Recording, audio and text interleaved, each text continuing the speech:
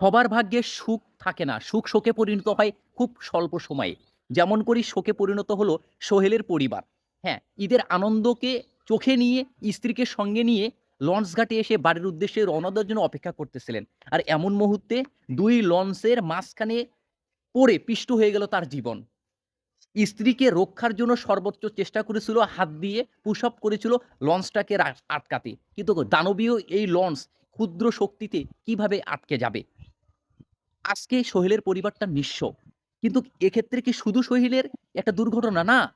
এটা দায়িত্বহীনতা, এটা এই পরিচালক, এই লঞ্চ কর্তৃপক্ষের অদূরদর্শিতার কারণে এই দুর্ঘটনা ঘটতেছে প্রতি বছরে। রাস্তা, লঞ্চ যেকোনো স্থানে যেকোনো সময় এমন দুর্ঘটনা প্রতি মুহূর্তেই ঘটতেছে। এদেশে জীবনের নিরাপত্তা নাই বললেই চলে।